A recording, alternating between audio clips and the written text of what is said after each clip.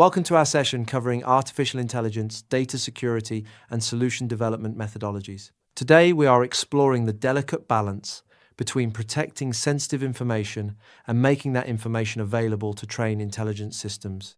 We will also contrast traditional software development with the unique life cycles required for artificial intelligence.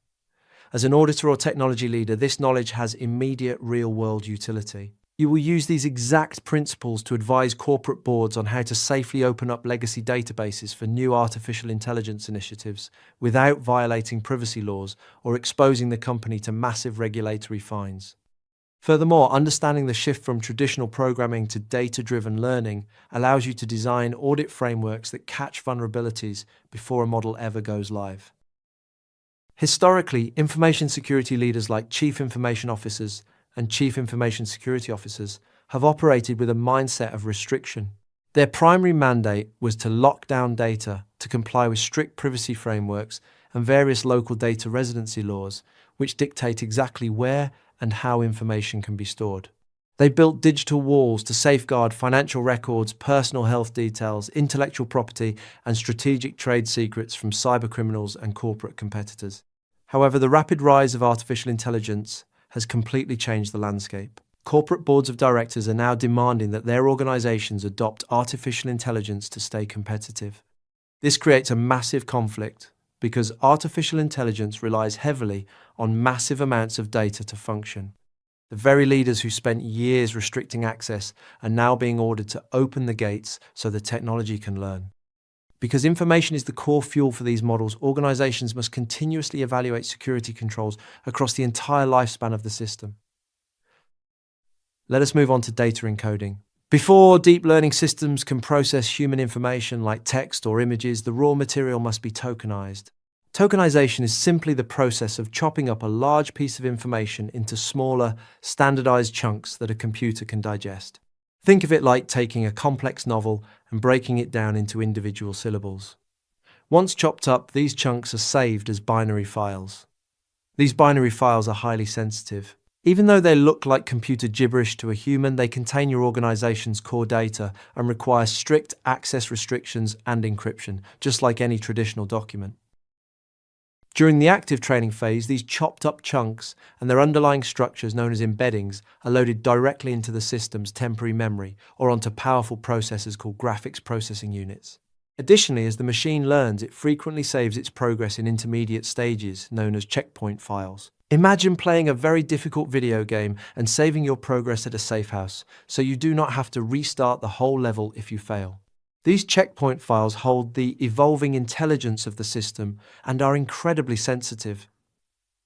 Information can also be encoded into vectors. A vector is a mathematical representation of a concept.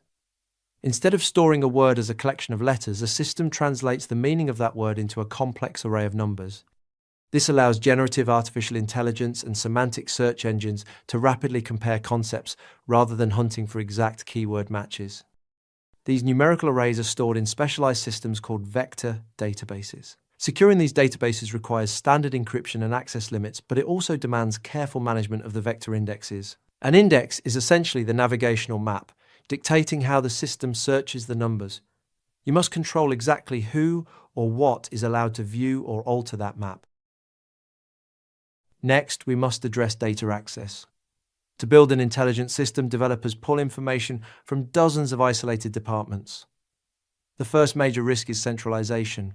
Pouring all this separate information into one massive central repository, known as a data lake, creates a highly lucrative target. It is far easier for a malicious actor to rob one massive central warehouse than to break into 50 individual storage lockers scattered across a city. The second risk involves translation errors during data transfer. When moving files from an isolated human resources system into the central repository, the strict permissions might not copy over correctly, accidentally exposing private employee details to the entire engineering team. Furthermore, data scientists need broad access to explore the information just to see if a project is viable. This broad exploration directly violates the principle of least privilege, which states that individuals should only have the bare minimum access needed to do their specific daily jobs. Finally, we have the risk of replication.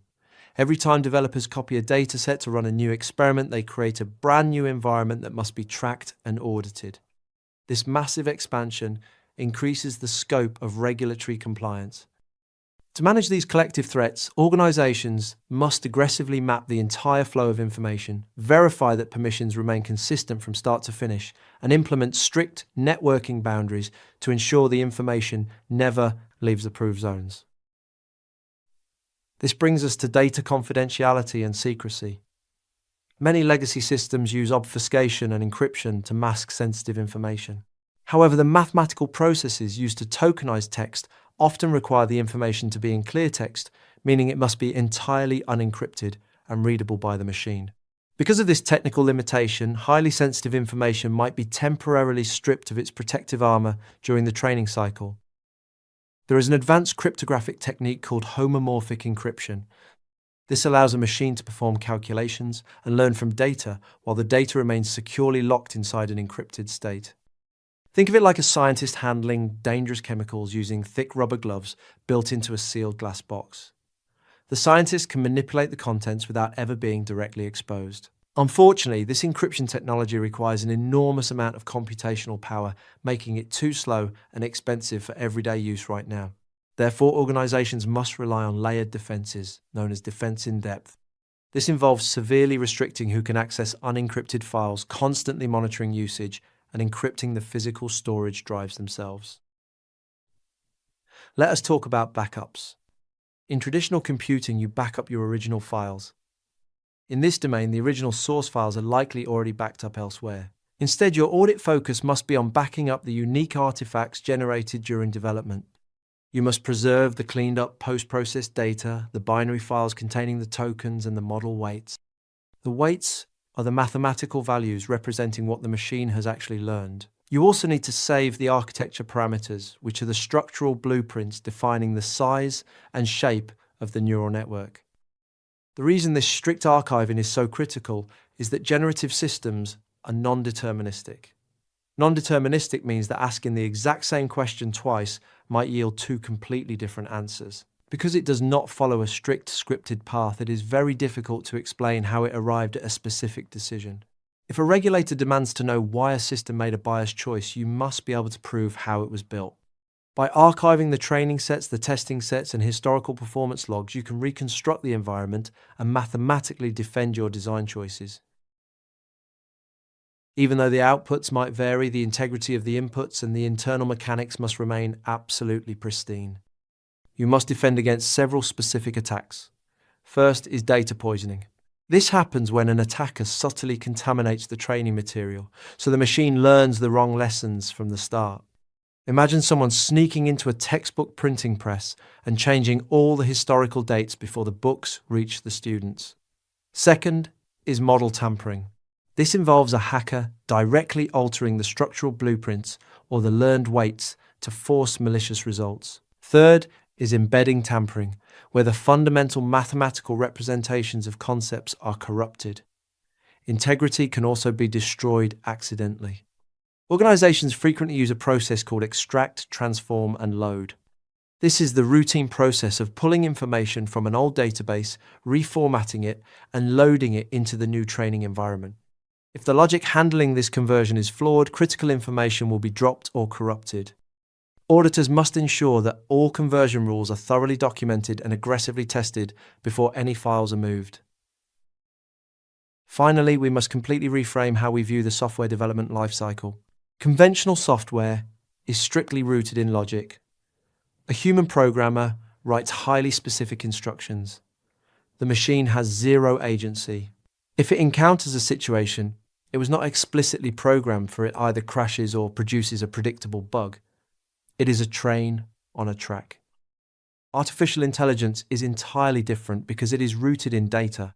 Instead of giving the machine explicit rules, developers provide algorithms that allow the machine to discover its own rules by studying patterns. Building these systems requires countless cycles of experimentation. Developers constantly tweak the architecture and adjust hyperparameters. Hyperparameters are essentially the high-level control dials set before training even begins, dictating how fast or slow the machine should attempt to learn. Furthermore, an intelligent system is not static. It experiences model drift.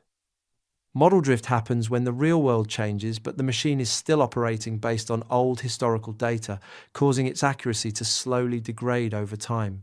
Because these systems act with autonomy, require constant experimentation, and evolve on their own, traditional project management frameworks are completely insufficient. Organizations must deploy specialized lifecycles designed specifically for the unique risks of machine learning. Let us recap the crucial points we covered today. We explored how the push for intelligent systems forces organizations to balance strict access controls with the need for massive data availability. We discussed how tokenization and vectors create complex files that require stringent encryption, especially since training often demands unencrypted cleartext. We highlighted the absolute necessity of backing up post-process files and structural parameters so you can explain the decisions of non-deterministic models. We examined integrity threats like poisoning and accidental conversion errors. And lastly, we contrasted the rigid logic of traditional software with the fluid, experimental, and drifting nature of modern machine learning. To truly master this material, practice is essential. All the important topics, terminology, and risk concepts from today's session are covered extensively in the multiple choice questions on RooCloud.com. I highly encourage you to log in and solve the chapter-wise questions before we move on to the next session. Keep up the great work, and I will see you next time.